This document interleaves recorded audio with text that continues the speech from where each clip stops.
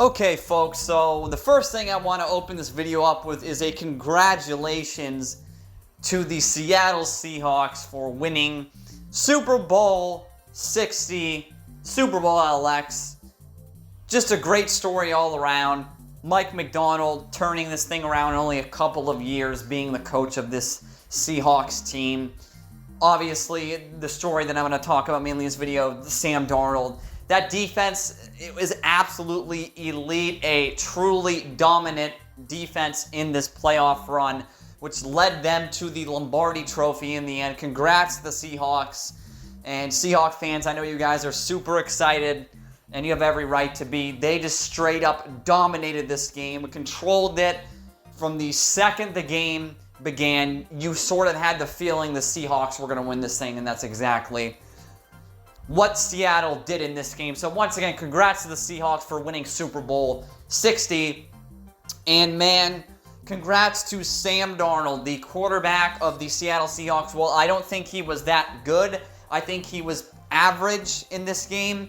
He did everything. He missed a couple of throws, let's be honest, and he was a bit lucky, but let's be honest, he played his part. He did his job. He did not turn the football over a single time in this game.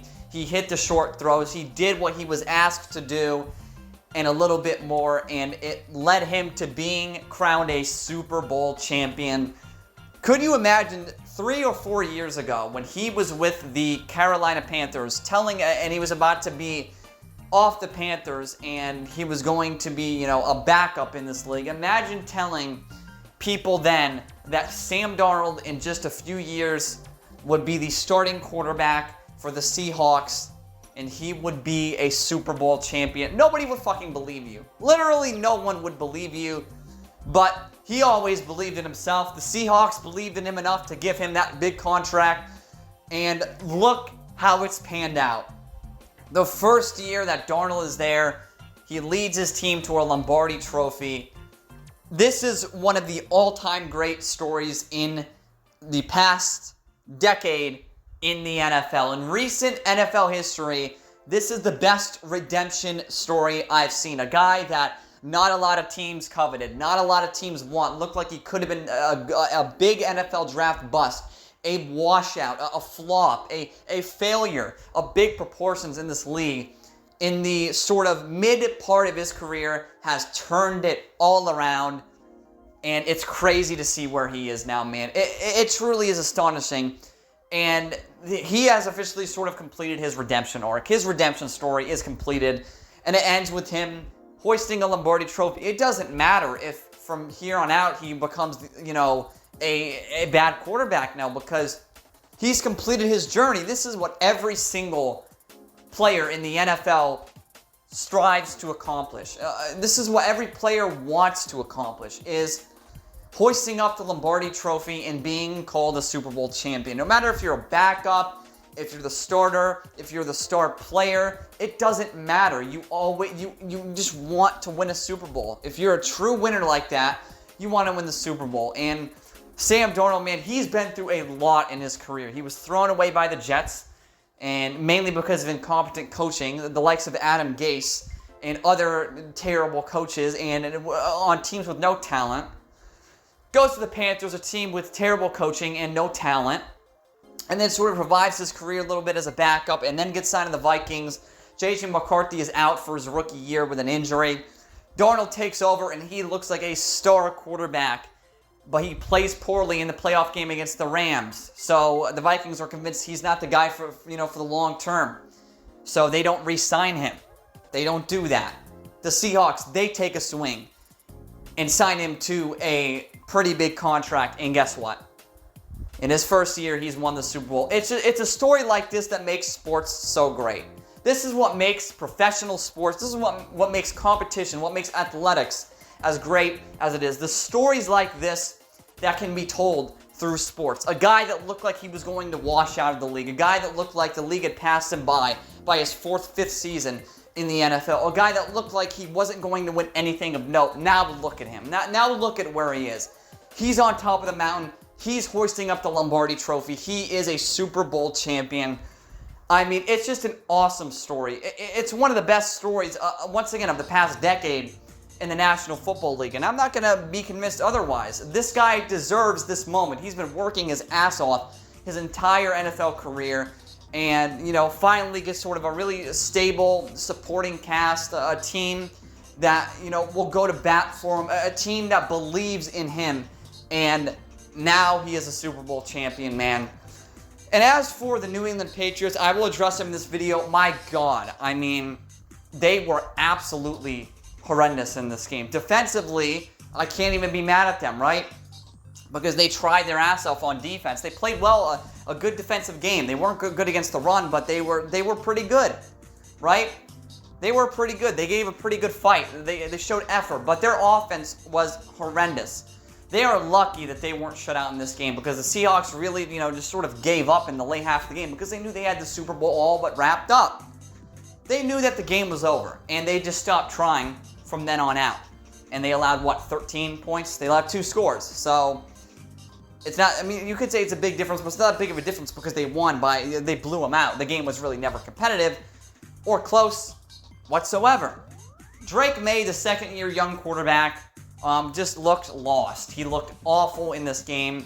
He wasn't hitting routine throws. He just did not look like a good quarterback in this game. I know he was rattled. He was under a lot of pressure. The coverage was really good, but there was a lot of throws that he had that were like, what are you thinking? What are you doing? You know, you've got to hit that. A lot of short throws that he wasn't, you know, connecting on. The throws he usually hits, he's not hitting.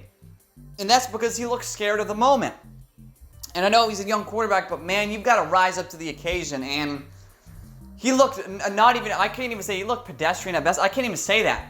He was straight trash in this game. He was probably the main reason they lost, because he couldn't keep his composure. He couldn't set his feet. He couldn't, you know, throw him from the pocket under pressure. Once again, the offensive line, I don't know. They don't even deserve to make it on the plane back to Boston, Massachusetts. They just simply don't, folks.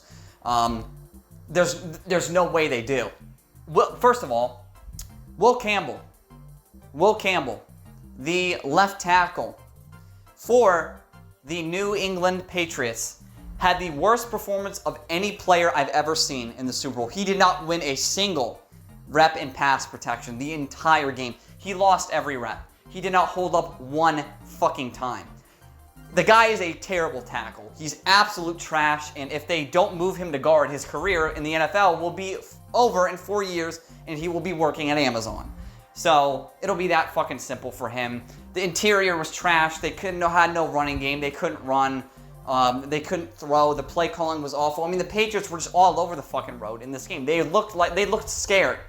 They looked like they were very ill prepared for this moment. They got there, but it wasn't really because of Drake Maye, and it showed because Drake Maye just pooped his pants, took a big steaming shit in the middle of the football field and said, "This is my performance in this game." He did indeed play like shit.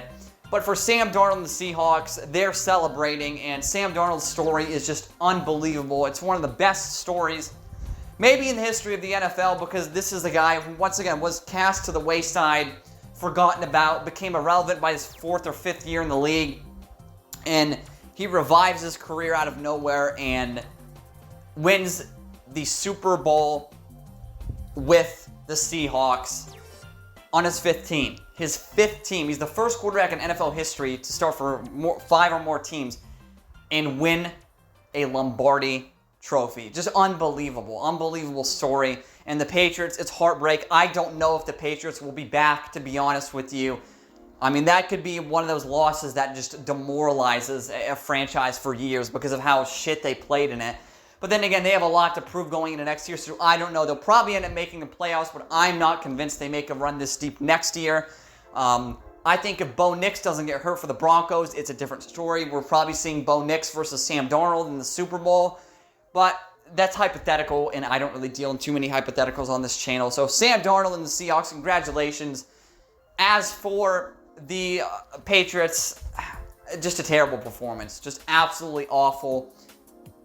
You can't say many more negative things than what I've already said in this video. They played like shit. They played like they didn't belong on the field because, quite simply put, they did not belong on the same field as the Seattle Seahawks in this game. They looked overwhelmed, overmatched, and they disappointed everybody and gave us the second straight uncompetitive Super Bowl in a row, which sucks for the league, but hey, I guess once again, the story of Sam Darnold is super cool, and that's all that matters at the end of the day, man. So, yeah, that's it for the NFL season. I would like to thank all of you guys who have tuned in.